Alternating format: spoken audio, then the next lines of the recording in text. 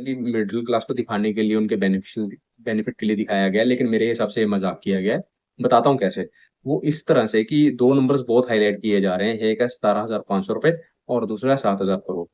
अब ये नंबर्स है क्या, चलो थोड़ा सा अंदर घुस के देखते हैं। गवर्नमेंट ने आज इनकम टैक्स रिवाइज किया, टैक्स स्लैब्स रिवाइज किए नए रिजीम के लिए, प्लस स्टैंडर्ड डिडक्शन भी सैलरी के लिए बढ़ा के 50 से 75 हजार कर दी। और अगर कोई बेस्ट केस भी ले लें तो ये उनके अकॉर्डिंग, ये गवर्नमेंट के अकॉर्डिंग, ये है फाइनेंस मिनिस्ट्री के अकॉर्डिंग, कि इंडियंस इसमें 17,500 रुपए हर साल सेव करेंगे। और overall this figure will be hyped up to 7,000 crore. अब इसका मतलब ये है कि एक 7,000 करोड़ की रिलीफ मिलेगी सैलरी, सैलरीड पर्सन को। तो साइलेंट स्लैब्स एंड क्लैप्स होते हैं। बताता हूँ कैसे। एक नॉर्मल से कैलकुलेशन करते हैं। देखिए 17,500 in best case is hardly game changer. क्यों? क्योंकि ये कुछ महीनों की ग्रोसरीज कवर करेंगी, बट ओवरऑल फाइनेंशियल वेलबींग में कोई कंट्रीब्यूट नहीं करेंगी। ये डिस्पोजेबल इनकम नहीं बढ़ाएंगी लोगों की, और ना ही उनके बैंक बैलेंस को स्ट्रॉन्ग करेगा, कुछ नहीं करेगा। बताता हूँ क्यों। क्योंकि इन्फ्लेशन सोर कर रही है, एक्सपेंसेस पाइल अप कर रहे हैं, और फाइनेंशियल बर्डन मिडिल क्लास पे बढ़ते जा रहे हैं। सो इस वजह से ये मजाक है। अब दूसरी जगह हम ले लेते हैं 7,000 करोड़ को प्रोस्पेक्टिव पे। इंडियन मिडिल क्लास जो है ऑलमोस्ट 30 करोड़ लोग हैं।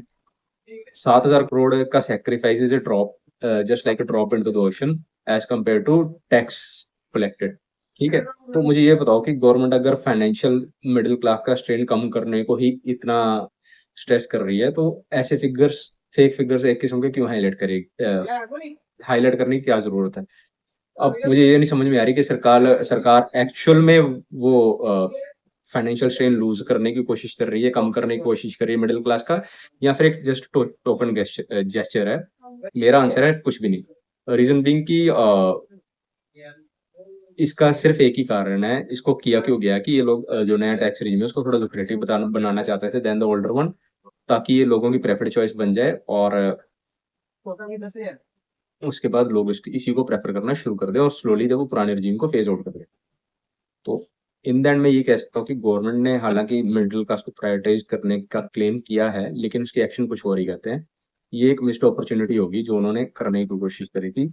हालांकि it was a good try, लेकिन वो हुआ नहीं जैसा वो करना चाहते थे। और इंडियन मिडिल क्लास के पास और कोई ऑप्शन नहीं है कि इसके अलावा कि वो अपने बेटे बेटियों को अब्रॉड भेज दे। और सीधी सी बात है कि हम तो यहाँ पे रह लेंगे, लेकिन हमें यहाँ पे यार रखना कौन चाहता है।